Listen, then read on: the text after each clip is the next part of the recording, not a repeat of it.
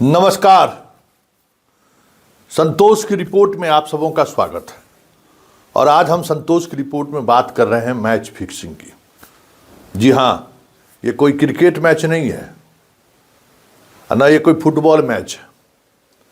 यह मैच है दो मंत्री के बीच सरकार की छवि कैसी बनी रहे, इसको लेकर जो फिक्सिंग हुआ है, आज हम उसकी चर्चा करने जा रहे हैं। दोनों मंत्री को पहचान ही गए होइएगा। एक शिक्षा विभाग के मंत्री हैं, दूसरा ग्रामीण कार्य विभाग के मंत्री हैं। एक मंत्री जी प्रोफेसर बन गए। तो उनकी नियुक्ति पर सरकार सवाल खड़ा कर दी कि भाई अशोक चौधरी कैसे हो जाएगा, या फिर जो अशोक चौधरी है वो अशोक कुमार कैसे हो गया।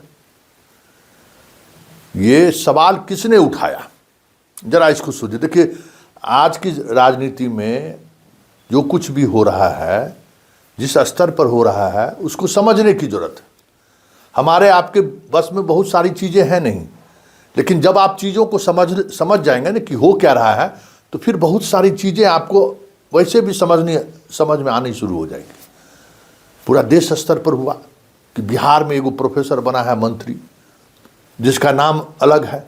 खूब हंगामा हुआ ना। इस वजह से 6 महीना तक पूरी बहाली प्रक्रिया रुकी रही, पोस्टिंग की प्रक्रिया रुकी रही। खबर आता रहा, हंगामा होता रहा। छात्र, पॉलिटिकल साइंस के छात्र कभी विजेंद्र यादव जी से मिल रहे हैं, कभी सुनील कुमार से मिल रहा है, कभी बी राजेंद्र से मिल रहा है कि भाई क्या हुआ। चुनाव से पहले रिजल्ट आ गया था जून में, और उसके बाद से जो है सो गया कि भाई शिक्षा विभाग की आप विश्वविद्यालय को जिनको जिस विश्वविद्यालय में पोस्टिंग हुई है उनका डोसियर क्लियर करके भेजिए, डोसियर देख लीजिए। मतलब जून से लेके दिसंबर तक, 31 दिसंबर तक शिक्षा विभाग सोई रही। छात्र परेशान होता रहा, दौड़ता रहा। हम लोग आकलन कर रहे थे कि अशोक चौधरी की वजह से ही तो रुका हुआ नहीं है। जब चुनाव हुआ, रिजल्ट आ गया, हंगामा होना शुरू हुआ, दबाव बनना शुरू हुआ। क्योंकि भाई देखिए, प्रोफेसर में भी जो है सो जो लोग बिहार में कम्पीट किए हैं वो कम कलाकार लोग थोड़े हैं। बहुत सारे ऐसे लोग हैं जो पान दुकान पर ठीक से पान बेचने की स्थिति में नहीं है वो, लेकिन प्रोफेसर बन गए। और बनने का वजह भी आप समझ सकते हैं। यहाँ तो ऐसे ही लोग नौकरी में आ रहे हैं जो नौकरी के काबिल तो छोड़िए, योग्य भी नहीं है, अब वो नौकरी में आ जा रहे हैं। वो समस्या हमारी आपकी नहीं है, समस्या इस बिहार की है। तो ऐसे लोग दबाव बनाना शुरू किए।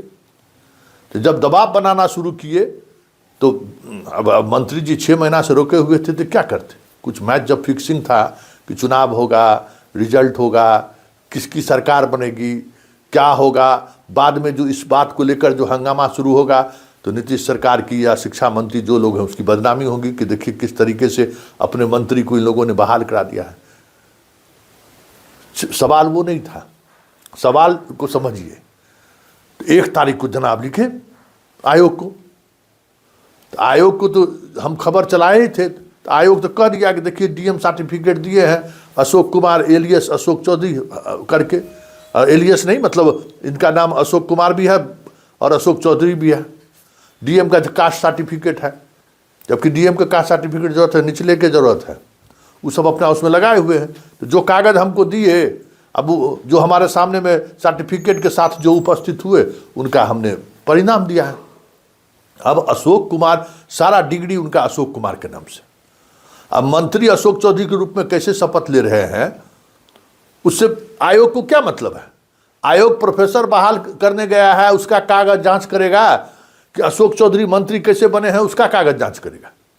ये सवाल हम पहले दिन से कर रहे थे। अशोक चौधरी कौन है मंत्री, तब वो कैसे वोटर लिस्ट में अशोक चौधरी हो गए वो जाने, मंत्री के रूप में कैसे शपथ ले रहे हैं वो जाने। आप प्रोफेसर बहाल होने के लिए आए तो आपका नाम अशोक कुमार हर सर्टिफिकेट में है, जाति प्रमाण पत्र में भी अशोक कुमार है, हमने बहाल कर दिया। इसमें तो समस्या कहाँ था। समस्या यही था कि सरकार को अपना जो प्रोफेसर बहाली में जो खेल हुआ है, उस इमेज को डेंट ना लगे। इमेज में इन्हें हो ना, चर्चा होगा ना, वह भाई जांच किए, आयोग ने जांच रिपोर्ट दी है, उसके बाद हम इनको अपॉइंट कर रहे हैं। एकदम पाक साफ है सरकार। लेकिन बहाली में जो खेल हुआ है, उस खेल को लेकर जो आयोग पर हमेशा सवाल खड़ा होता रहा है कि भाई ऑक्सफोर्ड यूनिवर्सिटी जिसको सम्मानित करता है, जिसको विशेष कार्य के लिए बुलाता है, विशेष क्लास के लिए बुलाता है, ऐसे लोगों को भी बिहार के प्रोफेसर बहाली में उसको स्थान नहीं दिया गया है ना। जितने टैलेंटेड लोग थे, अधिकांश लोगों को बिहार से बाहर का रास्ता दिखा दिया गया। एक तो नियमावली ऐसा बनाया प्रोफेसर बहाली का, उस नियमावली में ही जेएनयू और दिल्ली यूनिवर्सिटी के बहुत सारे छात्र छट गए। मुंबई आईआईटी वगैरह के बहुत सारे छात्र जो एलिजिबल थे उनको पहले छांट दिया। फिर थेसिस जांच का सवाल हुआ तो जिसको करना था उसको समस्तीपुर प्रोफेसर से कराया, और जिसको नहीं करना था उसको आईआईटी मुंबई से करा दिया। ये अधिकार तो आयोग को है ना। भाई आप जो जितना पब्लिकेशन आपका पब्लिश हुआ है इसको हम जांच कराएंगे।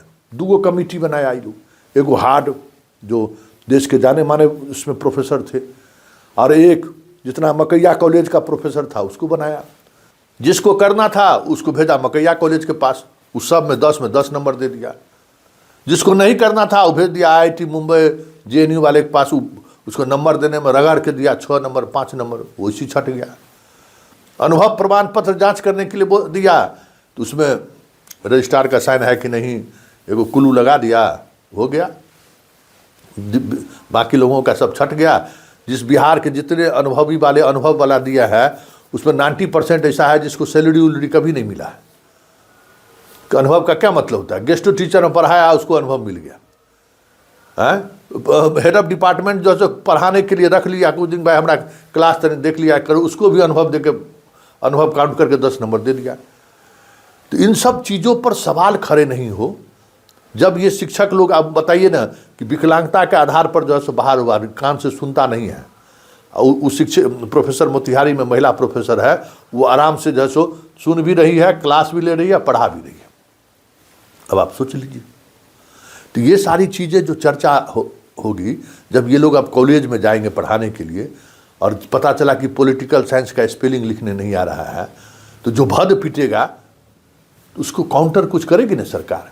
सरकार तो कहेगी भाई हम तो अपना मंत्री तक को नहीं छोड़े, मंत्री तक के जांच बिठा दिए।